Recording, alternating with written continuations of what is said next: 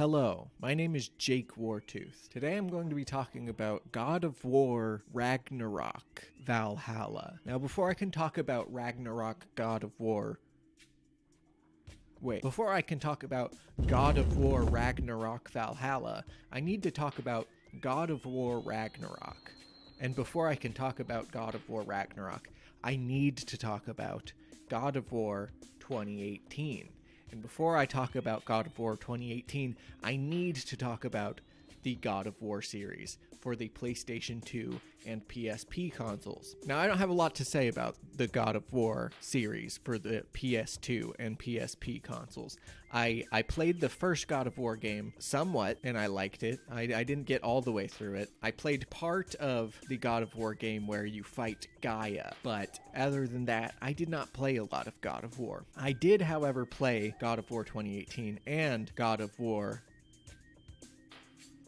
Ragnarok, and I liked it. And then they made God of War Ragnarok Valhalla, and I played that, and I will get to that eventually. First, I need to tell you about Kratos. Kratos is the main character of the God of War series. He is a Spartan. Spartans are hardcore.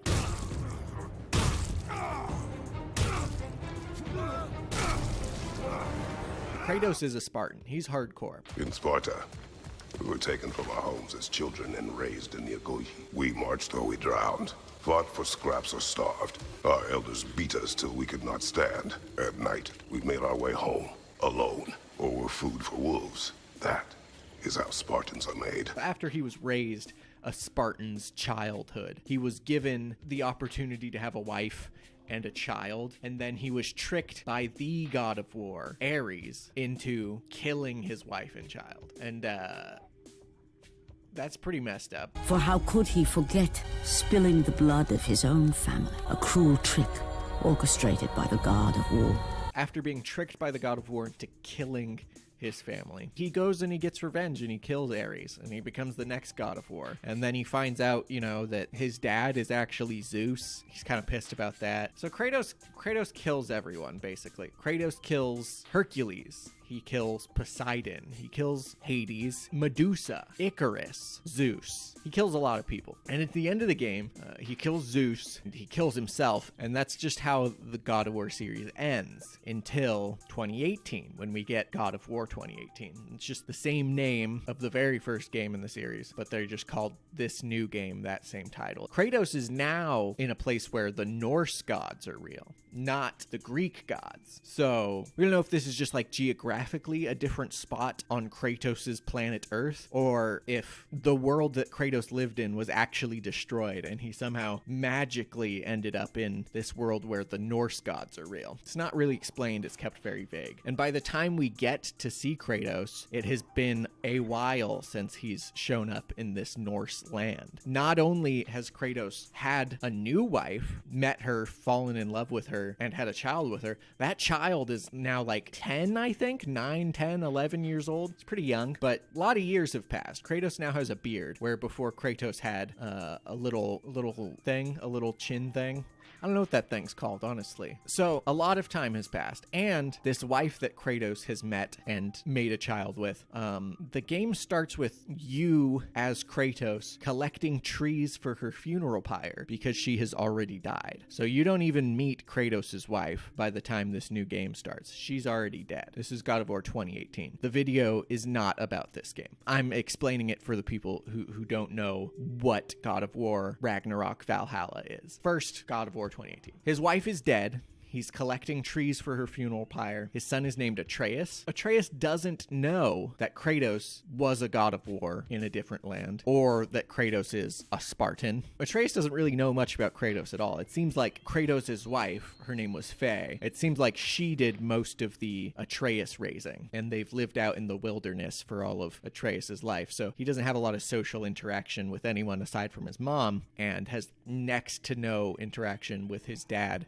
until his dad is the only one left to take care of him. So Faye has asked Kratos to gather very specific trees for her funeral pyre that she's marked with these with golden paint. She put golden handprints on these trees that Kratos needs to cut down. So he cuts down the trees, he burns his wife's body at her request, and instead of stewing in the moment with his son, him and Atreus go hunting. He makes Atreus go hunting with him because that's how he knows how to deal with pain, is going out in the wilderness and just focusing on survival, like he did from, I don't know when Spartans start their training, but I think it's like 4 years old or something. They train in the wilderness. So that's what he takes Atreus to do. They get back home and they're supposed to, on Faye's request, take her ashes to the highest peak in all of the realms. In this Norse world, there are 9 realms. There's not just Earth, but there's also a place where gods reside and where the dead reside and where different species reside. So there's a dwarven place. There's a place for the giants. There's a lot of realms. And Kratos assumes the highest peak in all of the realms is the tall mountain in Midgard that they see. So they spend a good chunk of the game climbing that mountain. But Kratos doesn't even want to do that yet. He takes Atreus hunting and he's like, you can't control your emotions, bro. You're not ready for this journey. We're staying home. But he's forced into the journey anyway when Odin's son Baldur shows up. He just shows up knocking on Kratos' door. Knock, knock, knock. Hey, what's up? Baldur here. And then Baldur punches Kratos through his house. They get in a big fight. Kratos snaps Baldur's neck, thinking that's the end of it. And he's like, okay, there's someone out here looking for me for some reason. Clearly my house isn't safe. Maybe let's just go on this journey, Atreus. Come on, we'll do the journey. So they go on this journey. They run into Thor's sons, who are also tracking them. They run into Baldur again. Baldur didn't die. His neck snap didn't kill him. They learn that Baldur not only can't feel pain, he can't die in any way, and he can't feel anything at all. So kind of a tough nut to crack Baldur is. I think Kratos kills him a number of times in the game, and he just keeps coming back. So one of the guys chasing you is Odin's son Baldur. Baldur's nephews as well are looking for you. Magni and Modi, Thor's children, his 2 lightning-powered sons. So long story short, Kratos kills Magni. Modi goes back to Thor to explain that Magni is dead. Then Thor beats him within an inch of his life. I guess not knowing where to go next, Modi goes back to fight Kratos and Atreus in his beaten and bloodied condition. And Atreus, high on the knowledge here revealed within this game that he is a god, kills Modi because he just feels like he's entitled to do that, I guess. Precocious, high on the power of I'm a god knowledge, Atreus is not my favorite version of Atreus. I prefer any hijinks that Atreus pulls in the sequel game, God of War Ragnarok, to him being all high and mighty on the fact of his godhood. We meet Baldur's mother, Freya. Freya is anti-Odin, and she's been trapped in Midgard, unable to overthrow him in any way because he's I guess he sees her as kind of a threat. So he traps her in Midgard, which is kind of like the most normal, like the Earthist realm, I suppose, like the most Earth-like. The Midgardians are the most human adjacent, I would assume. I'm not exactly sure how all of this lore works, but that's how it appears to me. So at first they climb the highest mountain that Kratos can see in Midgard, atop of which they find Mimir, the world's smartest man, who was previously Odin's advisor. Mimir betrays Odin in some way or another, and as punishment, he has Mimir's body entangled into a tree, and then he comes there every day and he tortures him. He tortures Mimir every day. Mimir's like, hey, get me out of this tree, cut my head off, please. Actually, just cut it off. Go to Freya, and maybe she can revive my dead head. That's probably the best shot we got, but I'd rather be dead than stay on this tree and be tortured every day anymore. So Kratos removes his head. They learn that the top, the mountain where Mimir is, that's not even the highest peak in all the realms. Highest peak in all the realms is in Jotunheim, land of the giants. So they have to get to a different realm. Now, you can't just walk between realms. They're connected by the world tree, a tree which holds all of the realms. It's a very magical, metaphorical thing, but it's also literal. We don't get a precise visualization. It's all very ethereal. It's kind of cool. But we know for sure you can't just walk to Jotunheim. But they do get to Jotunheim. And when they do, they find out a few things. They find out that Kratos' wife, Faye, is a giant. and giants have lots of future seers in their race. So they have this whole mural set up, and it describes like every part of the journey that Kratos and Atreus went on to reach the highest peak in all of the realms in Jotunheim. So they see these murals, these shrines of themselves in Jotunheim. They're like, they knew all this was going to happen? Like, did Faye know we were going to do all this? And they don't say this explicitly, but they explain it a little bit in the sequel. The trees that Kratos was cutting down very beginning of the game, those trees were marked specifically by Faye. Those were actually a magical barrier, right? And that was keeping the Aesir gods, Odin and his kids, away from Faye, because Faye is a giant and Odin wants giant knowledge. Odin's obsessed with knowledge. So you cut off Mimir's head and you have him dangling on your hip, and he is like Lore, the character. Like, he explains so many things to you about how the worlds work, about how like who Tyr is. Like, Tyr is the Norse god of war, and the game isn't about him at all. The game's about Kratos and his son trying to spread Kratos' wife's ashes. It's not about war at all. It's about avoiding getting in fights, really. Like, you do a lot of battling. Like, these are action games, but story-wise, Kratos isn't trying to start beef with the Norse gods at all. He's just trying to keep his son safe and spread his wife's ashes, as she requested. But Odin's awful. We get this horrible picture painted of Odin and how he just murders anyone who doesn't give him what he wants, or tricks them, or tortures them, or steals from them, or imprisons them.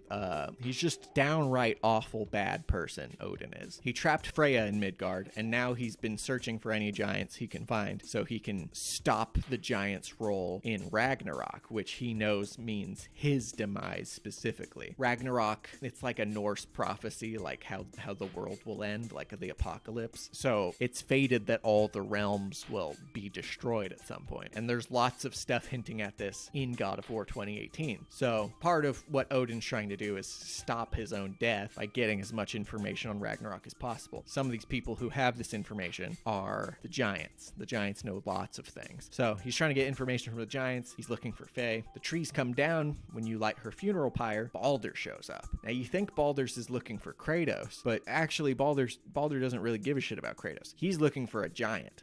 He was looking for Faye. So he shows up and he says, I thought you'd be bigger, to Kratos. He's not talking to Kratos as in, I thought the god of war would be bigger. He's saying, I thought a giant would be bigger, because Kratos isn't as big as some of the giants are depicted as being. Specifically, one of the giants that is dead in Midgard. Pretty huge. Like, that's what a giant you would think would look like. So she had the trees taken down upon her death, and that invited the game to start. Kind of interesting stuff in God of War 2018. So you finally make it to Jotunheim. You find out Baldur's weakness is mistletoe, and you kill him. Freya's very upset with you about it. You befriended Freya earlier. She's your friend. She helped you out because, Odin sucks, and the reason the world sucks is because of Odin, and she's kind of just down with people who are not on Odin's side. So she helps you out, and then she's mad at you because you kill her son. But Baldur was going to kill Freya is the thing. There's a lot of prestige drama I'm just sort of glossing over. I have a headache, so I'm going to stop recording now. Okay, we back to get you up to speed on the God of War franchise. Kratos is from Sparta. He killed all the Greek gods in his first series of games. Then in 2018, he climbed a mountain with his son. Along the way, he killed Thor's children, Magni and Modi. Well, technically, his son killed Modi. He killed Magni. And then he kills Baldur, who is Thor's brother, Odin's son. And then you learn that Faye was a giant, and Atreus is half giant, and Atreus was going to be named Loki. So that's kind of stuff you need to know before we get into God of War Ragnarok. So in God of War Ragnarok, Odin's wife Freya, who you befriend in God of War 2018, she's very mad that you killed her son Baldur, but she eventually gets over it so she can help you go fight Odin. Loki is he sees Kratos' destiny to die, and he spends a lot of the game trying to stop his dad from dying. It's very good. It's like a pretty good prestige drama. So anyway, I played this game, God of War Ragnarok, when it came out, and I liked it. I did like it a lot. I was like, dang, this game was good. And I got to the post game, and I was like, ooh, I don't really, kind of feels like doing the dishes. It's not fun in the way I want it to be. During the storyline of God of War Ragnarok, it's nonstop action, all killer no filler for good chunks of the game. It slows down when it needs to. It's got interesting pacing, God of War Ragnarok. But once you get to the end game, it's kind of dead. There's things you've missed. They put a couple new combat encounters, and you can go find a fight if you really want to look for one. But you got to go looking for one. They're not just sprinkled all over the place the way I would like them to be. And it's fine. It's fine. I mean, the storyline was good. Then you get to the end of the game, and I'm like, well, as much as I love this combat system, I don't want to replay this game, and I don't really feel like doing anything, because it's just like going and grabbing the stuff you missed, solving little chest puzzles you haven't solved, stuff like that. I'm not a big fan of it, you know? So I never went and 100% completed the game. I never went and searched for the Valkyrie Queen. I still haven't done that. But we're getting ahead of ourselves. So God of War Ragnarok Valhalla, you go to Valhalla. Kratos isn't dead. People like me were thinking, wait, isn't Valhalla the place you go when you die? But no, he didn't die. He just got invited there. And it takes a while till you learn who invites you there. You gotta get all the way through it. But Valhalla, it really gamifies in the best way. It arcadifies the combat experience of God of War Ragnarok, which is of course just an extension, an evolution of God of War 2018. And it's good. It turns the game into a roguelike, a rogue-ish like. A roguelike, if you will. God of War Ragnarok Valhalla is significantly more roguelike than God of War Ragnarok, if you get my drift. So there's just a section in the title screen after they added this DLC, over a year after the game came out. Free DLC. They're like, here you go. It's free. Play the combat. And the combat's so good, just ripping through all these enemies. I actually really like it, and I want other people to go and give it a try. I want one specific person. I'm trying to convince one specific person. You know who you are.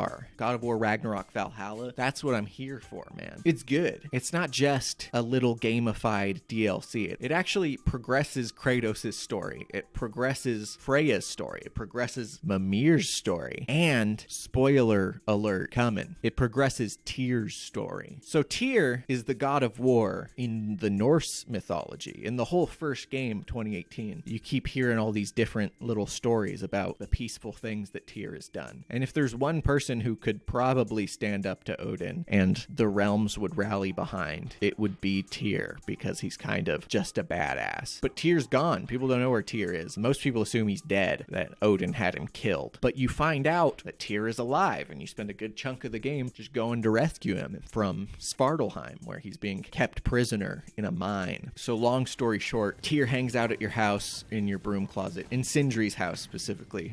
Sindri is a dwarf you meet, God of War 2018.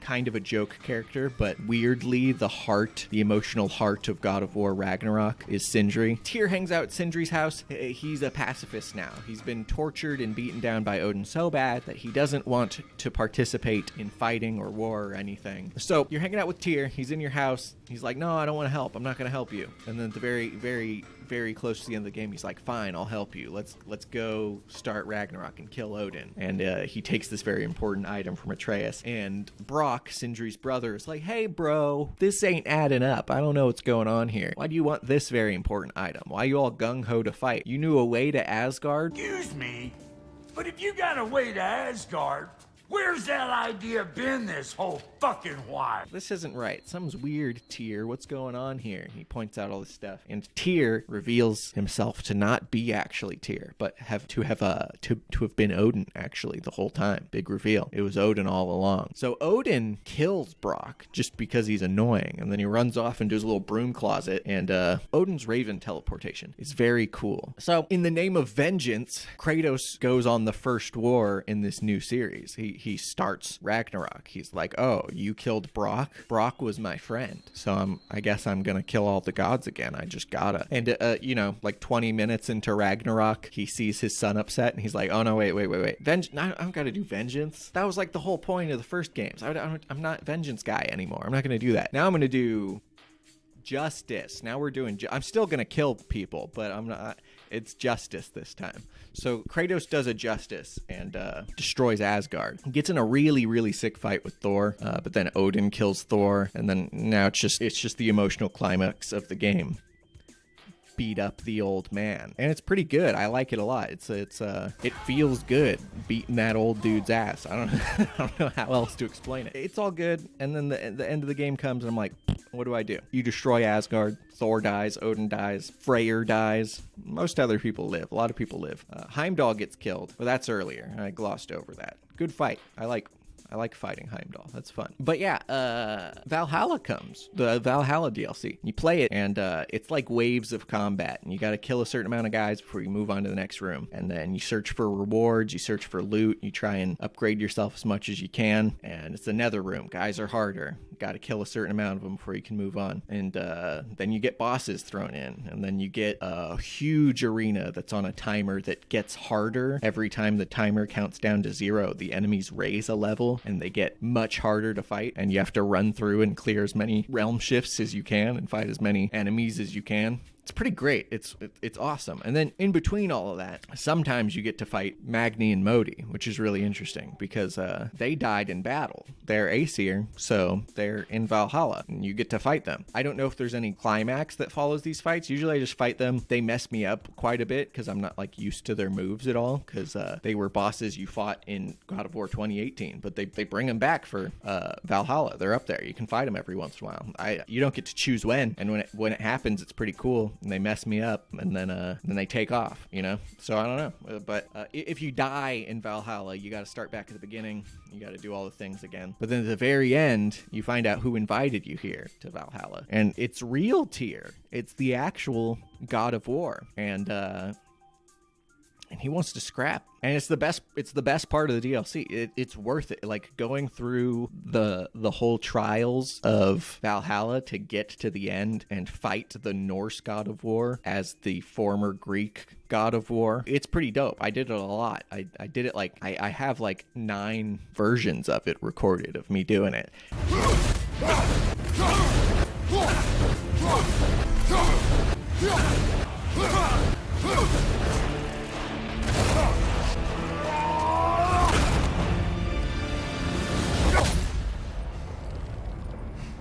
I concede defeat, Kratos. And it's such a good fight. He gets a different weapon with a different move set, and he can, at first it's like the first 3 times he's showing you a new weapon. It's like, okay, how about this weapon? How about this weapon? How about this weapon? And then he starts summoning people from the dead, and they offer their blood to him and he can heal. And then like he starts doing this thing where halfway through the fight, every time he goes and he hides and he throws enemies at you either to heal him or attack you. But sometimes he'll throw like a huntress at you, like a, what are they called? A centaur. Like he throws a centaur at you, you know, and you gotta fight them while trying to stop other people from healing him. Or he'll throw a centaur at you, and then he'll start attacking you while you're just trying to survive. All of a sudden you're having to fight against people he's throwing after you, but every once in a while he comes in with his own attack that you got to interrupt or dodge, or you're gonna get hurt. And then he starts switching up his weapons mid-fight, and it's like, oh, so I got used to the sword, but now he's got the spear out. Oh, but now he's got the giant frickin' traveler thingy sword out. It's a good fight. I did it a lot of times, and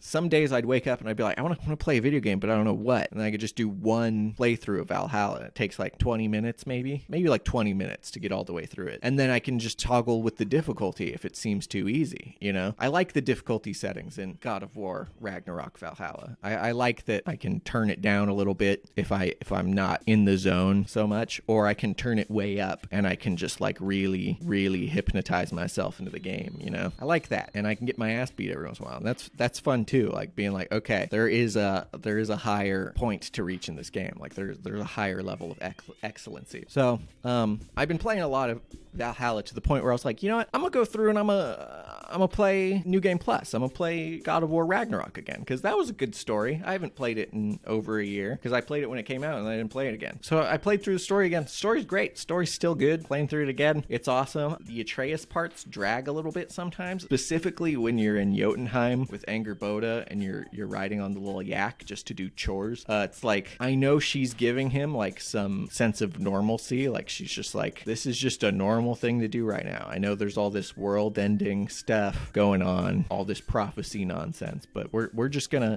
hang out. We're just gonna do this. We're just gonna go get some fruit, put it in a bucket, and we can process this stuff at our own pace. And they have fun, you know. They hang out, and then he messes with her grandma and gives her emotional family trauma. Whatever. It drags. The fight with her grandma, I can't remember her grandma's name, but it's the fight with an actual giant. It's the only fight with an actual giant in the series. And it's cool. You're in her kitchen. She's got like this cauldron, and you gotta break the cauldron. You're not fighting her. You're not trying to kill this giant. You're just trying to break her cauldron. And it's awesome. But Angerboda shouting at you like tips the whole time on how to do the fight, and it ruined it. Like I paused the game and I turned the volume down because I was just like, Angerboda, shut up. Like I know I've done this fight. We're on New Game Plus. You shouldn't be giving me tips anymore. It was every couple of seconds she would yell at me to like shoot a candle. I'm like, I'll shoot the candle when it's lined up. Okay, I know how to play. I know how to do this. I've done it before. Angerboda, you're making me angry. And then I got to the end of the game and I was left with that same sad feeling. I was like, oh yeah, there's still all this stuff I could do. Like, you open the map and it's like, this place is only done 73%. This place is only done 84%. It's like, yeah, there's this stuff I left behind. Like 25 to 15% of the stuff I missed. A couple ravens I didn't kill. A couple chests I neglected to open. A couple of berserker gravestones I didn't want to do. You know? And it's like, now I gotta trudge all the way through these mostly empty 9 realms. I mean, they're beautiful. The game's beautiful. Don't get me wrong. Going through the whole game, I'm like, wow, this game's a beaut. But it's still boring. Just going back to places that are mostly empty that you've already been. You've already done most of the things you need to do, and you're just like searching for scraps, especially when almost all my armors are upgraded to perfect at this point. So it's like, I have like 3 million hack silver. There's nothing I need to do, you know? Like, getting these chests is just to say that I did it. I'm sure the Valkyrie fight with the new Valkyrie Queen is cool. But yeah, I think I talked about Valhalla enough. This is probably gonna be kind of a short video for the main channel, but I'm working on a much bigger video. I promise you, I'm working on a much bigger video that will hopefully come out at the end of February or the beginning of March. So that's the plan. Look forward to that. This has been Jake Wartooth. You've been watching my God of War Ragnarok Valhalla recommendation video. Thank you so much for watching. Okay, goodbye. I mean, I'm not going to get in the weeds of what a roguelike is. I've never played Rogue, okay? I have played Binding of Isaac for 1,000 hours. We can argue all day about what is or isn't a roguelike.